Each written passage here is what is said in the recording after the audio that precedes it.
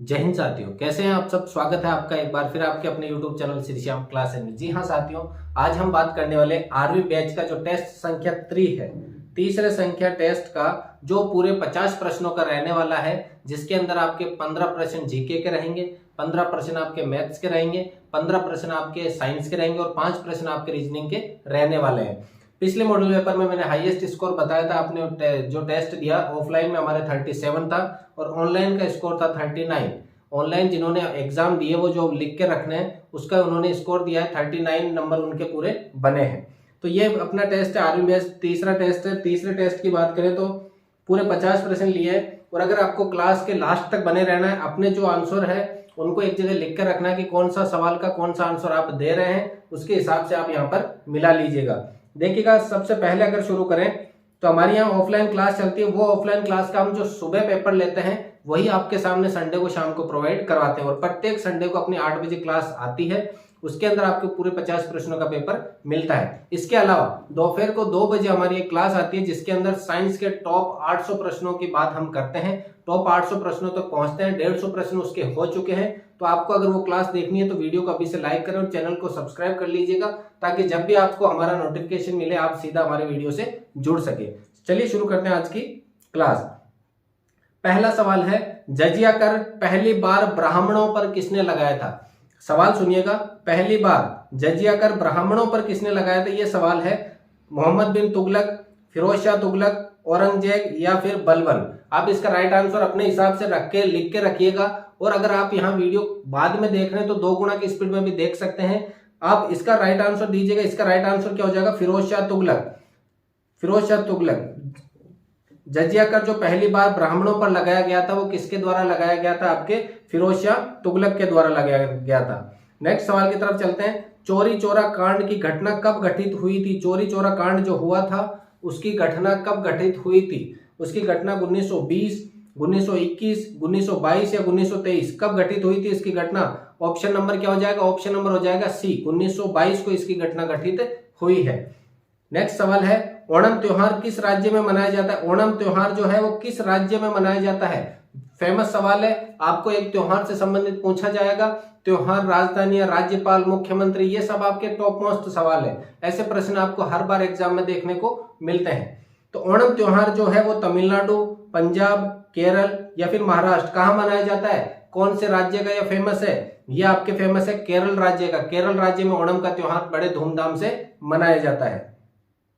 Next है, निम्न में से किस ग्रह के पास एक भी उपग्रह नहीं है। उपग्रह, ग्रहों का एक उपग्रह होता है, जैसे कि पृथ्वी का उपग्रह है, प्राकृतिक उपग्रह कौन है, चंद्रमा उपग्रह है। वैसे ही कौन सा ऐसा ग्रह है जिनके कोई भी उपग्रह नहीं है। तो ऑप्शन पहला ऑप्शन है पृथ्वी, बृहस्पति, अरुण या शुक्र।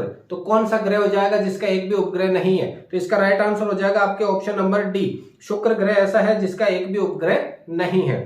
देखिएगा, एक उपग्रह का सवाल भी पूछा गया है आपके हर एक मॉडल पेपर में। तो हमने भी हर मॉडल पेपर में एक उपग्रह का सवाल आपके सामने रखा है और उपग्रह का प्रश्न आपने जीके में रखा है हमने। अगला है, गोबी मरुस्थल कहाँ स्थित है। गोबी मरुस्थल है, एक जगह है, उस मरुस्थल को गोबी मरुस्थल कहा जाता है। जैसे थार का मरुस्थल अपने राजस्थान में है, वैसे गोबी मरुस्थल कहाँ स्थित है। ऑस्ट्रेलिया, पाकिस्तान, मंगोलिया या फिर तुर्कमेनिस्तान, कहां पर स्थित होगा। गोबी मरुस्थल आपके स्थित होगा कौन सा, ऑप्शन नंबर कौन सा हो जाएगा, ऑप्शन नंबर मंगोलिया। गोबी मरुस्थल कहां पर स्थित है, मंगोलिया के अंदर है। नेक्स्ट क्वेश्चन है आपके, भूटान की सीमा से भारत के कौन से राज्य की सीमा लगती है। भूटान जो अपने भारत के पड़ोसी देश है, इस तरह से भूटान भारत के जो पड़ोसी देश है, भूटान यहाँ लगता है। तो यहाँ पर कौन सा देश है, अपने कौन से देश की सीमा लगती है। तो देखिएगा सॉरी, तमिलनाडु है जो नीचे की तरफ है, झारखंड वो भी यहाँ पर है, जयपुर भी नहीं। तो कौन सा हो जाएगा, आपके राइट आंसर हो जाएगा पश्चिम बंगाल। पश्चिम बंगाल क्या हो जाएगा इसका राइट आंसर। पश्चिम बंगाल भूटान से अपनी राज्य की सीमा बनाता है। अगला है, भारतीय संविधान में कितनी अनुसूचियां हैं। भारतीय संविधान में अनुसूचियों की संख्या कितनी है, क्या 6 है, 8 है, 10 है या फिर 12 है। तो इसका राइट आंसर कौन सा हो जाएगा, ऑप्शन नंबर हो जाएगा डी, 12 अनुसूचियां अभी तक है अपने भारत के संविधान में।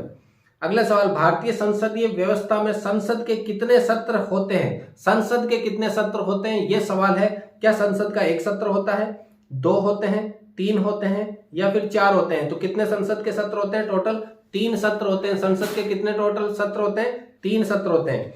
प्रश्न संख्या है 9, भारत का प्रथम चुनाव आयुक्त कौन था? भारत का प्रथम चुनाव आयुक्त कौन था?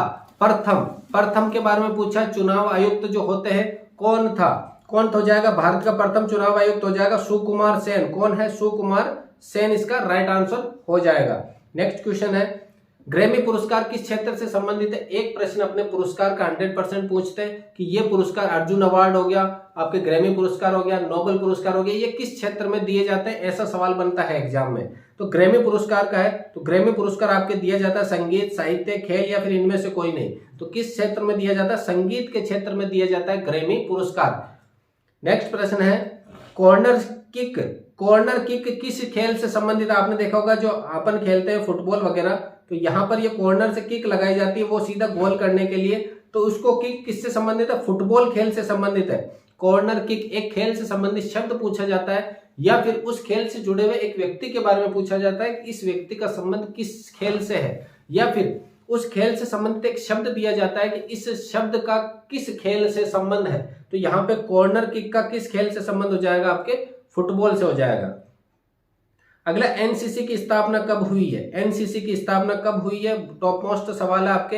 एनसीसी की स्थापना कब हुई है? 1935, 1948, 63 या 73? कौन से सत्र में हुई है? कौन से सत्र में? 1948 में एनसीसी की शुरुआत हुई है। एनसीसी की स्थापना नेशनल कैडेट कोर, जो अपने कहाँ काम आती है? कॉलेज वगैरह में जो अपन लेते हैं।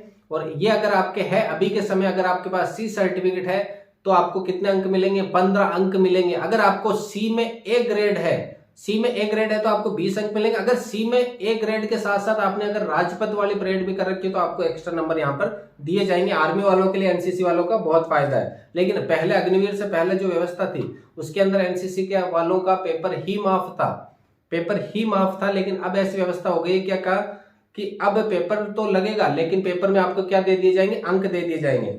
अगला है, army school of physical training संस्थान कहां पर स्थित है? आर्मी की एक स्कूल है, army school of physical training संस्थान कहां पर स्थित है? कहां पर हो जाएगी?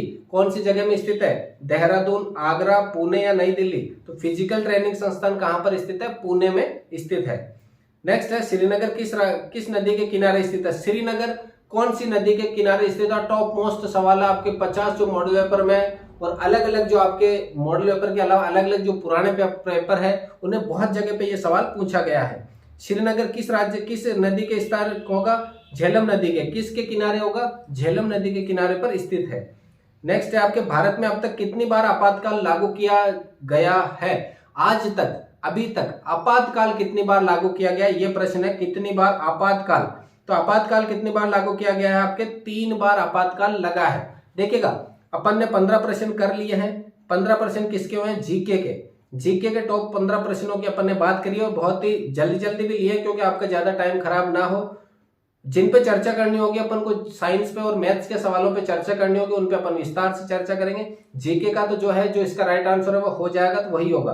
तो 15 प्रश्न अपन ने ले लिए। पहला, फिरोज शाह तुगलक जजिया कर ब्राह्मणों पर लगा था। चोरा चोरी कांड कब हुआ था? 1922 के अंदर हुआ था। नेक्स्ट प्रश्न, ओणम जो त्योहार किस राज्य से? केरल से संबंधित है। किस ग्रह के पास कोई भी उपग्रह नहीं है? शुक्र ग्रह के पास कोई भी उपग्रह स्थित नहीं है। गोबी मरुस्थल कहां पर स्थित है? मंगोलिया में स्थित है। भूटान की सीमा भारत के किस राज्य से लगती है? ऑप्शन के ऊपर निर्भर रहे तो ऑप्शन में पश्चिम बंगाल किससे सीमा लगती है। भारतीय संविधान में कितनी अनुसूचियां? अभी तक 12 अनुसूचियां हैं।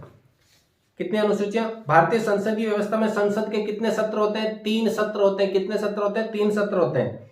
भारत का प्रथम चुनाव आयुक्त कौन था? भारत का प्रथम चुनाव आयुक्त सुकुमार सेन थे। अगला, ग्रैमी पुरस्कार किस क्षेत्र से संबंधित है? ग्रैमी पुरस्कार किस क्षेत्र से संबंधित है? आपके संगीत के क्षेत्र से। कॉर्नर के किस खेल से? फुटबॉल से संबंधित है। एनसीसी की स्थापना कब हुई है? आपके 1948 में हुई है।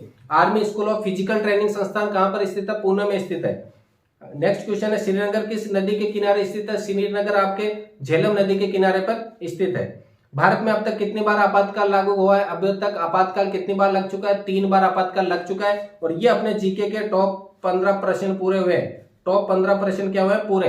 तो आपको बताना है जीके के 15 प्रश्नों में आपके कितने सवाल सही हुए हैं। जीके के टॉप 15 प्रश्नों में अगर आपके यहाँ 10 से 12 सवाल सही हो रहे हैं तो आप टॉप मोस्ट लिस्ट में हो, आप लिस्ट में हो, आर्मी के अग्निवीर बनने की दौड़ में अग्रिम स्थान पे हो। लेकिन अगर आपके अभी तक 8 से 6 से 8 या 8 से 10 सवाल सही हो रहे हैं तो आपको थोड़ा सा मेहनत और करने की जरूरत है, और जिनके 10 से ऊपर सही हो रहे हैं उनको तो कहना ही क्या। अब चलते हैं अपन साइंस के सवालों की तरफ। सबसे पहला सवाल है साइंस का, झूठ का पता लगाने के लिए, झूठ का पता लगाने के वाला यंत्र कौन सा होता है? झूठ का पता लगा दिया जाता है इस यंत्र के द्वारा। देखिएगा अब यहाँ पे अपन चारों पांचों जो ऑप्शन है उनके ऊपर निर्भर रहेंगे। पॉलीग्राफ इसका राइट आंसर हो जाएगा झूठ का पता लगाने के लिए। तो बैरोमीटर क्या काम करता है? बैरोमीटर वायुमंडलीय दाब को मापता है। किसको नापता है? वायुमंडलीय दाब को। वायुमंडलीय दाब को नापने का कार्य कौन करता है? आपके बैरोमीटर करता है, वायुमंडलीय दाब को मापता है।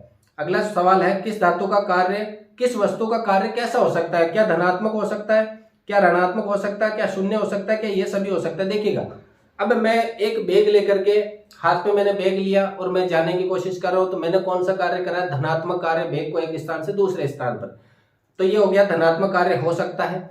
अब जैसे मैं चढ़ाई पर चढ़ रहा हूं, मैं धक्का दे रहा हूं आपको, किसको? गाड़ी को धक्का दे रहा हूं मैं, मेरी वाली को चढ़ाई के ऊपर, लेकिन गाड़ी आ रही है पीछे, मैंने धक्का दिया आगे की तरफ, गाड़ी आ रही है पीछे, तो वो कार्य कौन सा हो जाएगा? ऋणात्मक। तो कार्य ऋणात्मक भी हो सकता है। कुली को देखा होगा आपने, कुली अगर सामान सर के ऊपर लेकर खड़ा है या सर के ऊपर लेकर जा भी रहा है तो वो कितना कार्य करता है? सवाल है, अगर एक कुली अपने सर के ऊपर 5 किलो का एक बैग लेकर के जा रहा है तो उसने कितना कार्य करा? उसने शून्य कार्य करा है। उसने कितना कार्य करा? शून्य कार्य करा। ध्यान देना, क्योंकि कोण का मान क्या होता है वहां पर? शून्य। तो इसका राइट आंसर हो जाएगा उपयुक्त सभी। पृथ्वी की गहराई में जाने पर गुरुत्वीय त्वरण का मान क्या होता है? जैसे ये पृथ्वी है, पृथ्वी होगी, इसके ऊपर सतह पर गुरुत्वीय त्वरण कितना होता है? 9.8 होता है, 9.8 हो जाएगा। जी का मान 9.8 होता है। लेकिन जैसे जैसे अंदर की तरफ जाएंगे तो इसका जी का मान क्या होगा? घटता जाता है, घटता जाएगा, और सेंटर जो है इसका, यहाँ पर जी का मान शून्य हो जाता है। पृथ्वी के केंद्र में गुरुत्वीय त्वरण का जी का मान क्या हो जाएगा? शून्य हो जाएगा। नेक्स्ट है, जल का हिमांक बिंदु कितना है? जल का हिमांक बिंदु, कितने बिंदु पर जल जमता है? देखिएगा 0 डिग्री सेंटीग्रेड तो सबको पता है, लेकिन 32 डिग्री फ़ारेनहाइट, 32 डिग्री फ़ारेनहाइट पे भी जल जमता है, 0 डिग्री सेंटीग्रेड पे भी जल जमता है, और 273 केल्विन पे भी जल जमता है। हाईएस्ट हो जाएगा इसका 373 केल्विन, 373 केल्विन। 0 का हाईएस्ट हो जाएगा 100 डिग्री सेल्सियस, और 32 डिग्री फ़ारेनहाइट का हो जाएगा हाईएस्ट 218 डिग्री फ़ारेनहाइट। तीनों के अलग अलग है, तो लोवेस्ट पॉइंट हो गया 32 डिग्री, 0 डिग्री और 273। तो 0 डिग्री पे क्या होता है? ये जल का हिमांक बिंदु 0 डिग्री, 32 डिग्री और 273 तीनों है, तो इसका राइट आंसर हो जाएगा उपयुक्त सभी हो जाएगा। प्रश्न संख्या 20 है, श्रव्य परास क्या? श्रव्य मतलब अपन कानों से उस ध्वनि को सुन सकते हैं, उसको श्रव्य कहते हैं। तो ध्वनि 3 प्रकार की होती है, एक तो अपश्रव्य, एक होगी श्रव्य, और एक होती है पराश्रव्य। पराश्रव्य, अपश्रव्य होती है जो 0 से 20 हर्ट्ज तक होती है, और 20 से लेकर के 20,000 हर्ट्ज तक, 20,000 हर्ट्ज तक जो होती है ध्वनि उसको अपन सुन सकते हैं। और प्रश्रव्य वो होती है जो 20,000 हर्ट्ज से ज्यादा होती है, जिसको अपन सुन नहीं सकते हैं। तो अब श्रव्य ध्वनि जिसको अपन सुन सकते हैं कितनी होती है? 20 से 20,000 हर्ट्ज के बीच में, तो 20 से 20,000 हर्ट्ज हो जाएगी। ऑप्शन नंबर डी हो जाएगा इसका राइट आंसर। अगला प्रश्न है, मनुष्य के स्वस्थ नेत्र में प्रतिबिंब बनता है। मनुष्य के स्वस्थ नेत्र जो होते हैं, मनुष्य के इस प्रकार का नेत्र रहेगा, तो यहां पर एक रेटिना रहता है, उसके ऊपर जाकर के इसका क्या बनता है? प्रतिबिंब बनता है। तो कहां पर बनेगा इसका स्वस्थ प्रतिबिंब? रेटिना पर बनता है। अगर उसको कोई बीमारी है, निकट दृष्टि, दूर दृष्टि, तो उसका प्रतिबिंब रेटिना पर नहीं बनता है, रेटिना के आगे बनेगा, रेटिना के पीछे। लेकिन मनुष्य के स्वस्थ नेत्र का पूछा है तो स्वस्थ का हमेशा कहां बनेगा? रेटिना पर ही बनेगा। अगला है, ओम का नियम क्या होता है? यदि किसी चालक तार में विद्युत धारा प्रवाहित की जाए तो वो विद्युत धारा आई उसके सिरों के मध्य उत्पन्न विभवांतर के क्या होती है? समानुपाती, अर्थात V क्या होगा? समानुपाती I। जैसे ही समानुपाती का निशान हटाएंगे यहां से, तो ये क्या हो जाएगा? V बराबर IR, V बराबर क्या हो जाएगा? IR। तो ऑप्शन नंबर क्या हो जाएगा? C, V बराबर IR ओम के नियम का सत्यापन हो जाएगा। अगर पूछिए ओम के नियम का ग्राफ बनता है, कैसा बनता है? ग्राफ हमेशा एक सीधी रेखा बनता है, यहाँ V हो जाएगा, यहाँ पर I हो जाएगा, एक सीधी रेखा प्राप्त होती है। नेक्स्ट क्वेश्चन है, किन्हीं दो चुंबकों के समान ध्रुव एक दूसरे को क्या करते हैं? देखिएगा, दो चुंबक ले लिया आपने, एक ध्रुव है N और एक ध्रुव है S, नॉर्थ और साउथ दो ध्रुव ले लिए।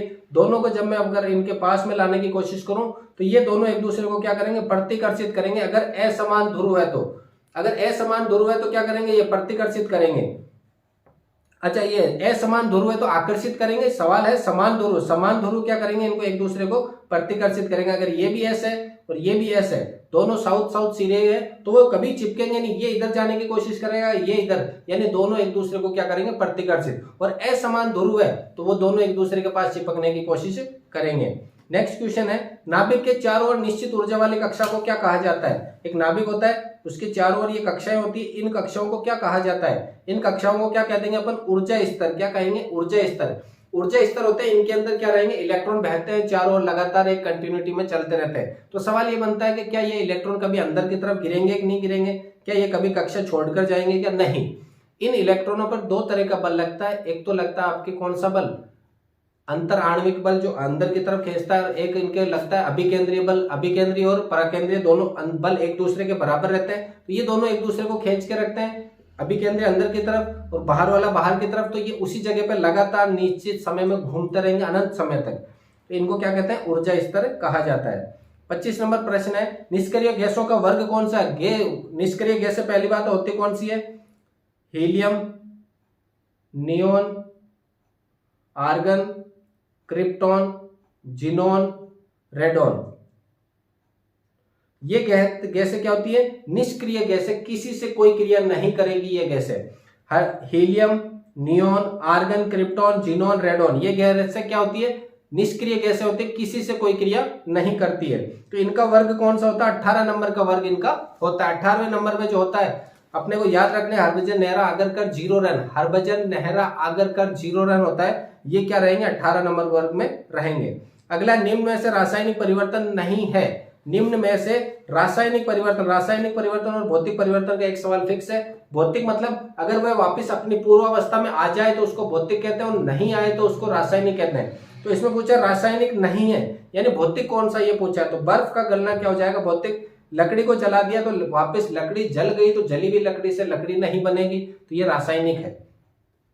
पत्तियों को अगर आपने जला दिया तो पत्तियों से वापस पत्तियां नहीं बनेगी जो जलने के बाद, तो ये भी क्या, रासायनिक। लेकिन बर्फ को गला दिया तो वापस बर्फ बनाया जा सकता है, वो क्या हो जाएगा आपके, रासायनिक की जगह क्या होगा, भौतिक परिवर्तन।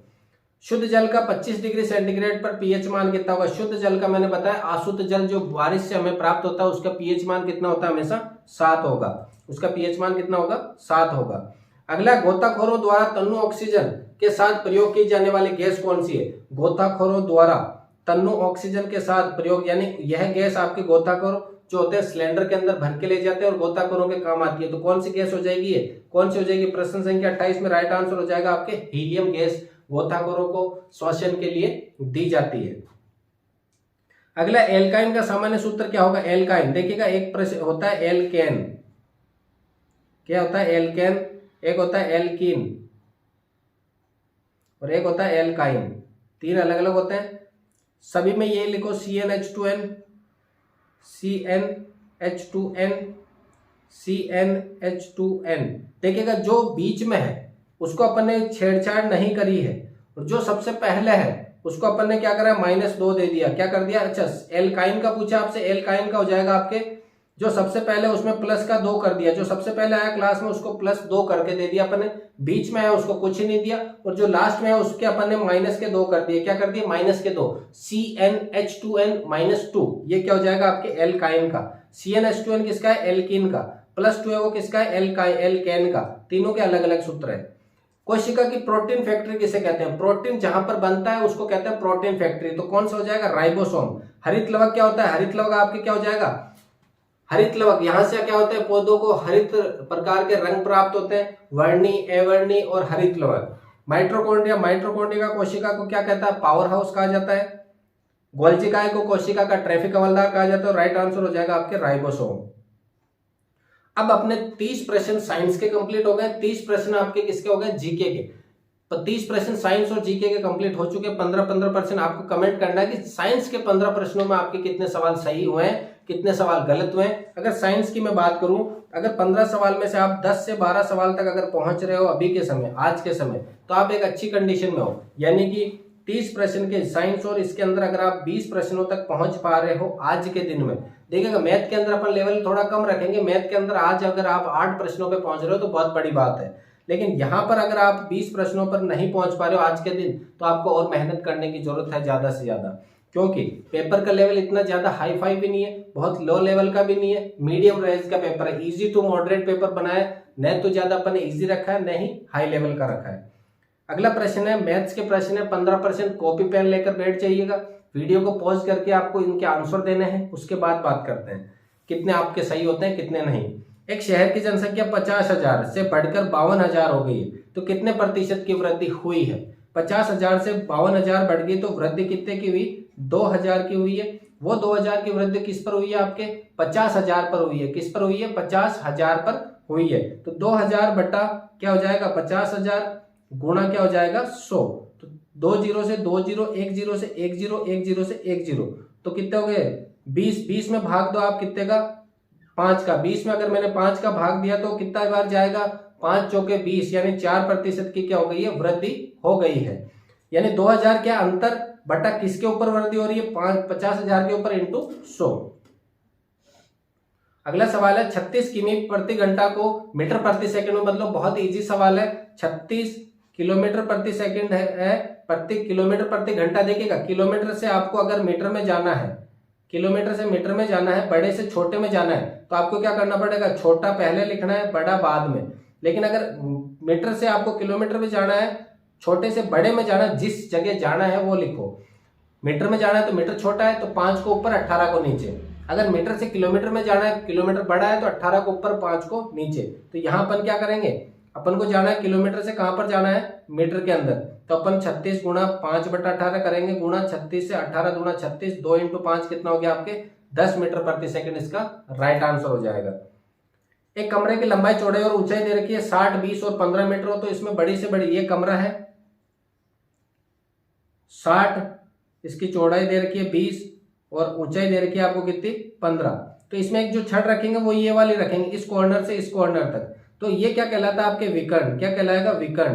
तो आयत के विकर्ण का सूत्र क्या हो जाएगा? आयत के विकर्ण का होता है L² plus B² plus H²। किसमें हो जाएगा? आपके अंडर रूट के अंदर होगा। Under root L² plus B² plus H² आपको करना है। तो L² यानी 60 का स्क्वायर कितना हो जाएगा?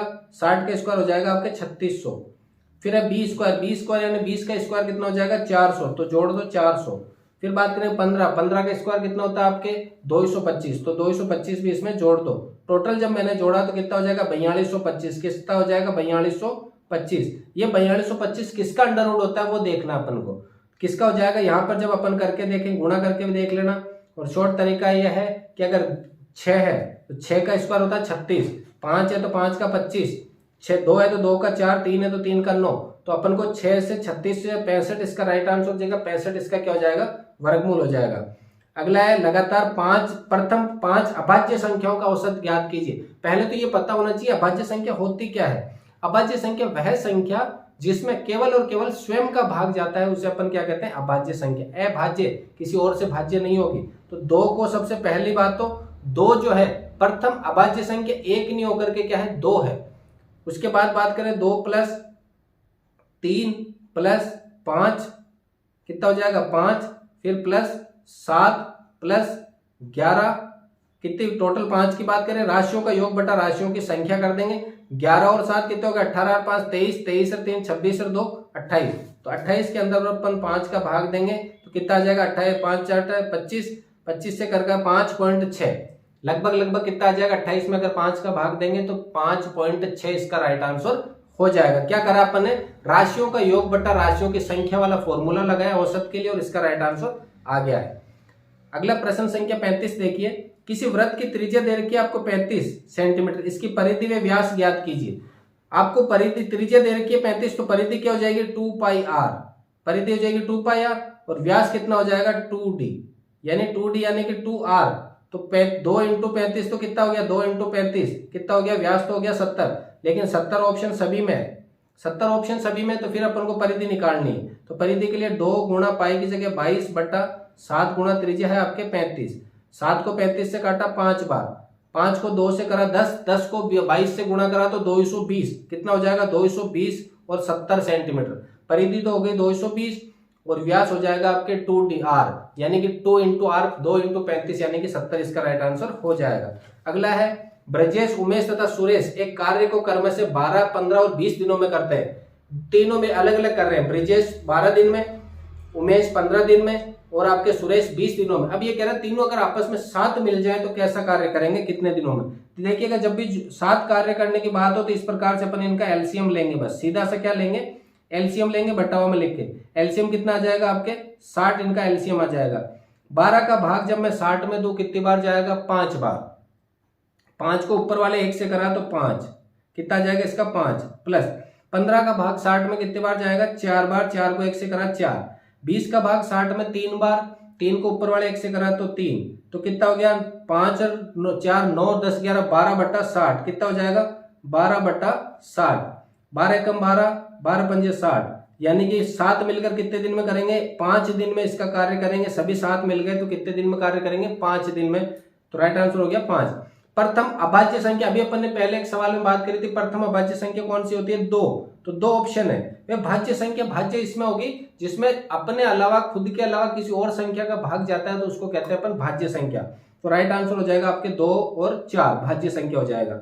सवाल संख्या 38 है, मूलधन बताइए यदि वार्षिक दर 6% समय 3 वर्ष में ब्याज राशि 144 है तो सूत्र होता है एसआई। सूत्र क्या होगा, एसआई बराबर पी आर टी बटा 100। तो ऐसा ही अपन को दे रखा कितना 144 रुपए। 144 बराबर मूलधन अपन को ज्ञात करना पी, दर दे रखी है 6, समय दे रखा है 3 वर्ष बटा 100। तो अपन क्या करेंगे, 100 को उधर भेज दिया तो 144 गुणा 100 बटा 6 गुणा 3 इधर ले आए। 6 से 144 को काटा कितनी बार, 6 दूनी 12 और 2 और 24, 6 चौका 24, 3 से काटा 8 बार, तो 8 इंटू 100 कितना हो जाएगा, 8 इंटू 100 कितना हो जाएगा 800 रुपए। 8 इंटू 100 कितना हो जाएगा आपके 800 रुपए। तो राइट आंसर हो जाएगा इसका 800 रुपए क्या है, मूलधन है। सीधा सा पीआरटी बटा 100 वाला सूत्र लगाया। ऐसा ही अपन को दे रखा है, पी ज्ञात करना है तो अपन ने क्या करा, ऐसा ही इंटू 100 करा और आर और टी को नीचे डिवाइड कर दिया। तो राइट आंसर आ गया अपने 800 रुपए। प्रश्न संख्या 39, कौन सी संख्या, इस देखिए इस प्रकार के एक संख्या सवाल आता है आपके 4 5 8 9 2 6 का स्थानीय मान 8 का पूछा है तो 8 को लिखो 8। अब इसके आगे कितने जीरो है वो लिख दो। कितनी संख्या है, एक संख्या 9 को 0, 2 को भी 0 और 6 को भी 0, तो कितना हो गया 8000। तो इसका स्थानीय मान कितना हो गया 8000। अगर ये आपसे इस 5 का पूछे तो 5 लिखो पहले, फिर उसके आगे कितनी संख्या 1 2 3 4 संख्या, तो 4 जीरो लिख दो इसके आगे, तो कितना हो जाता 50,000। तो 8 का पूछा है तो कितना हो जाएगा 8000। 25% को भिन्न में बदलो, यानी कि लिखा अपन ने सबसे पहले 25% का जैसे ही निशान हटाएंगे अपन क्या कर देंगे, अपन यहाँ पे 25 का निशान हटाते बटा 100, 25 एकम 25, 25 चौक 100, तो 1/4 इसका राइट आंसर हो जाएगा। प्रश्न संख्या 40 हो गई। अब देखिए इस सवाल को थोड़ा सा यहाँ पे मिस्टेक है, सीधा सा 3x² प्लस 10 बराबर 85 है, बराबर कितने है 85। तो यहाँ पर आपको बताना x का मान क्या रखें, और यहाँ पे पहला ऑप्शन 0.5 है, दूसरा +5, तीसरा -5 और ये इनमें से कोई नहीं। तो देखिएगा यहाँ पे +5 और -5 दोनों होंगे, क्योंकि 5 का स्क्वायर 25 होता है और -5 का स्क्वायर भी कितना होगा 25 ही होगा। तो 3 गुणा 5 का स्क्वायर प्लस 10, तो 3 5 का स्क्वायर कितना हो गया 25, 25 को 3 से करा तो कितना हो जाएगा 75 प्लस 10 कितने हो जाएंगे 85। तो ऑप्शन नंबर बी और सी दोनों इसके राइट आंसर हो जाएंगे। प्रश्न संख्या है 42, किसी कक्षा में 500 विद्यार्थी है, यदि 450 विद्यार्थी फेल हो गए, टोटल 500 है, उसमें से फेल हो गए आपके 450 छात्र, तो पास कितने हुए, केवल 50 छात्र ही हुए पास। तो वो बताओ कि फेल का प्रतिशत ज्ञात करो।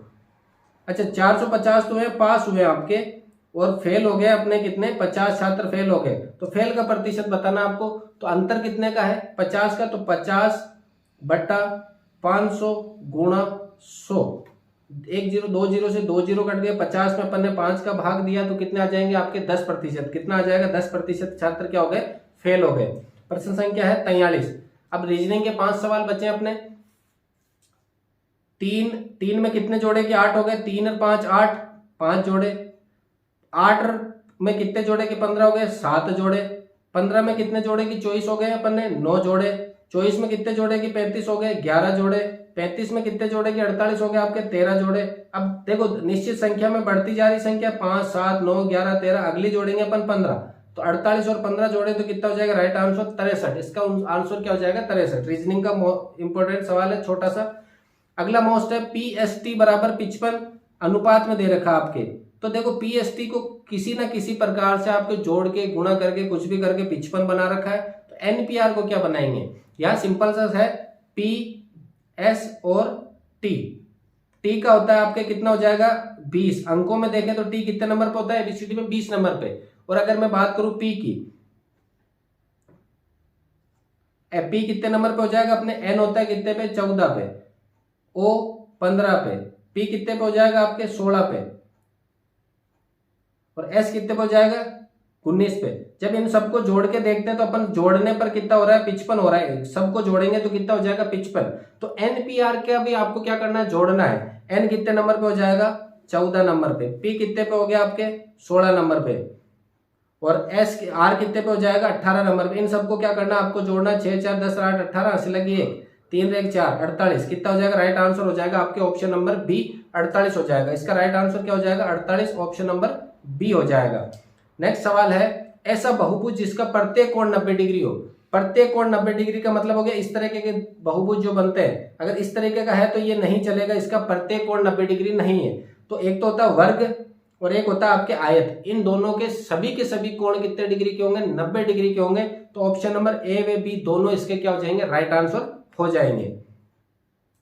अगला देखिएगा यहाँ सवाल इस तरह से 3, ये जो 2 लिख रखा है वो 2 का मतलब स्क्वायर है, 3 sine square 30 degree plus 2 ten square 60 degree minus 5 cos square 45 degree. तो आपको सारणी के मान भी पता होना चाहिए, सारणी के हिसाब से रखते हैं। तो सबसे पहले साइन 30 का मान कितना होता है 1/2, कितना हो जाए 1 बटा कितना हो जाएगा 2, तो 3 गुणा 1/2 का होल स्क्वायर कितना हो जाएगा whole square plus 2 ten square 60 का कितना हो जाएगा, 2 का जगह 2 रहेंगे और टेन 60 की वैल्यू कितनी होती है √3, तो √3 का क्या कर देंगे अपन होल स्क्वायर, माइनस है 5 का 5 रहेगा और cos 45 का मान कितना होता है 1/√2, तो 1/√2 का क्या कर देंगे होल स्क्वायर। तो इसको सॉल्व करा तो कितना आ गया 3/4, क्योंकि 1/4 हो जाएगा 1/2 का स्क्वायर, तो 3/4 तो क्या हो जाएगा यहां से 3/4 तो हो गया इसका मान। एक बार यहां साफ करके देखते हैं वापिस, इसका 3/4 हो गया।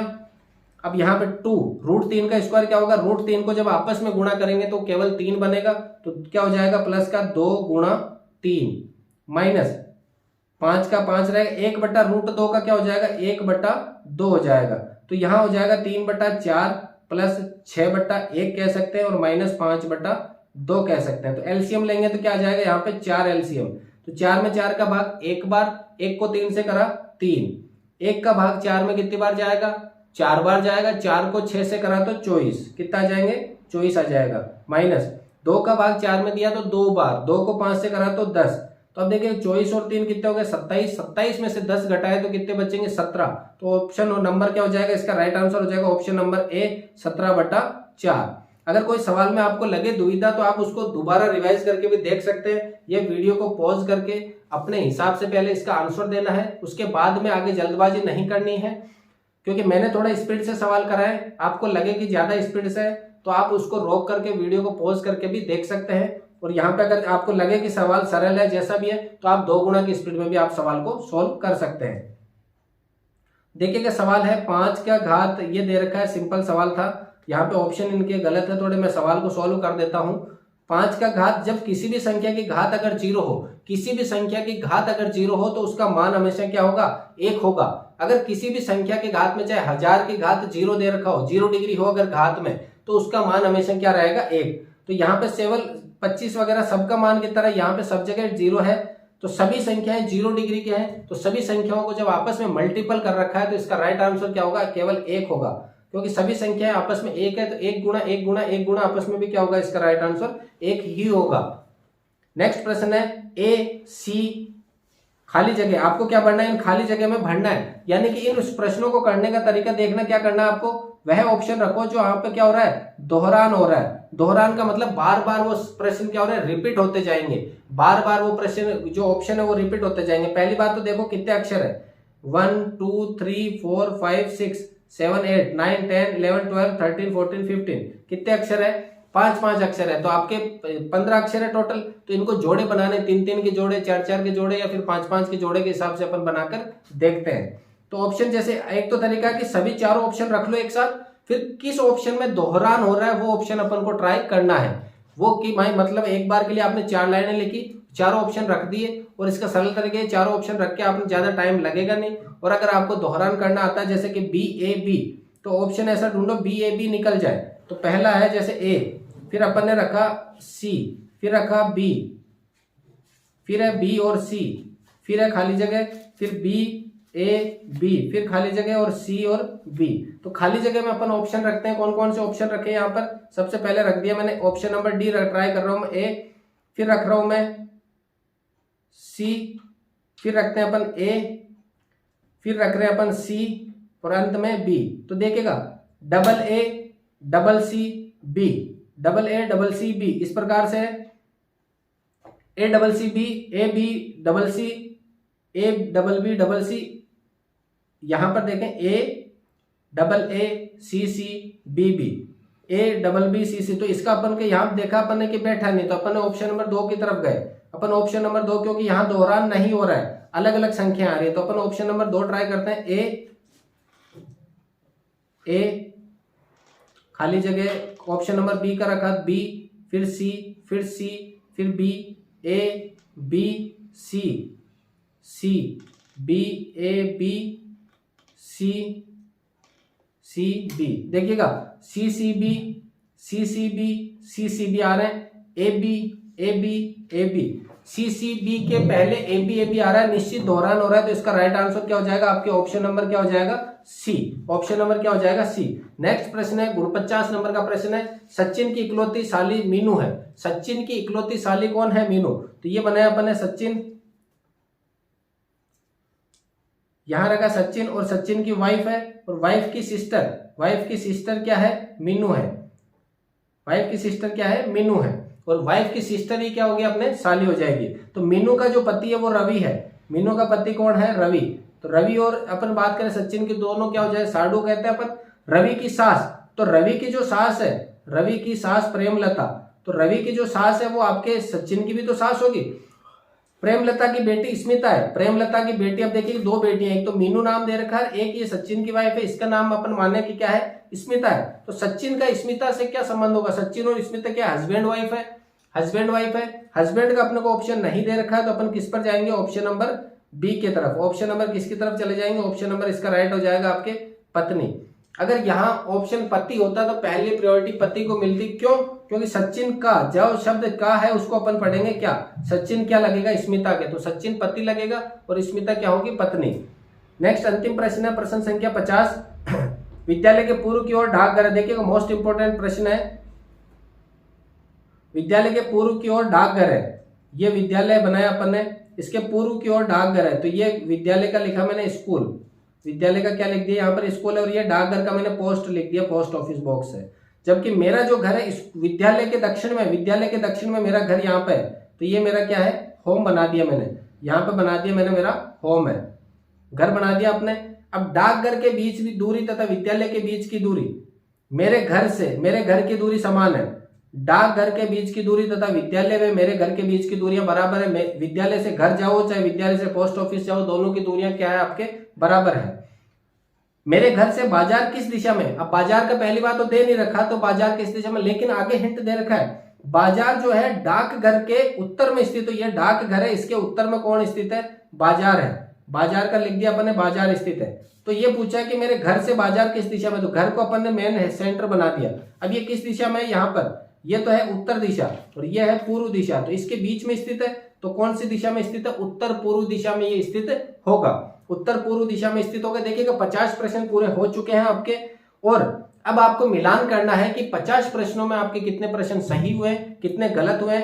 अपने सब प्रश्नों को आप देख सकते हो, लाइन वाइज सब प्रश्न करें। जो प्रश्न आपके गलत हुए उनके यहाँ पे भी आपको देखना है कि कौन से प्रश्न गलत है, कौन से सही है, कौन से टॉपिक से ज्यादा गलत हुए, कि मैथ्स का कौन सा टॉपिक आपके ज्यादा गलत हो रहे हैं, किस टॉपिक से हार्ड प्रश्न लगे, किस से सरल लगे, किस टॉपिक में मैथ्स में कितने बने, जीके में कितने बने, रीजनिंग में कितने बने, और आपके सब अलग अलग साइंस में कितने बने। तो देखिएगा अगर मैं बात करूं तो जीके में अगर आपके 10 प्रश्न इस पेपर में सही हो रहे हैं तो आप सही दौड़ में हो। साइंस की बात करूं, साइंस के अगर मैं 9 मानता हूं आज के दिन में कि अभी टाइम है अपने पास, 9 प्रश्न आपके सही हुए हैं तो बहुत अच्छी बात है। मैथ्स के पेपर की मैं बात करूं तो 9 प्रश्नों तक अगर आपके सही हुए तो भी आप इस लेवल पे हो जी। अब रीजनिंग की बात करें तो 3 प्रश्नों अगर आपके सही हुए तो आप इस लेवल में हो।